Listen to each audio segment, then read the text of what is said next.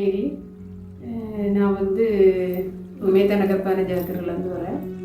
எனக்கு வந்து ரொம்ப நாளாகவே வந்து ராத்திரி வந்து 11 மணிக்கு மேலே இருமல் வந்து அப்படியே காலம் வரும் வறட்டு இருமல் மாதிரி. அதோட மூச்சு திணறலும் கொஞ்சம் வந்துட்டே இருக்கும் ரொம்ப காலமாக. அது ஒரு அலர்ஜி ஆஸ்மாவா, எல்லா இடமும் ட்ரீட்மெண்ட் பார்க்க எல்லாம் சொல்லுவாங்க அலர்ஜி ஆஸ்மா இது அப்படின்னு சொல்லிட்டாங்க.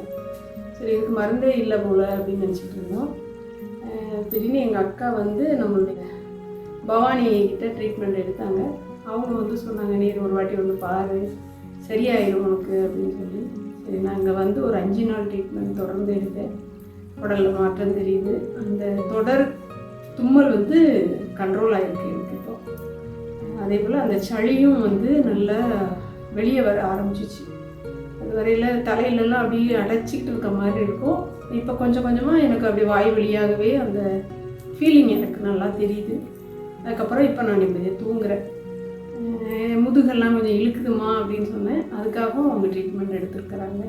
பவானிக்கு எங்களுடைய நன்றிகளை தெரிவிச்சுக்கிறேன். நன்றிம்மா.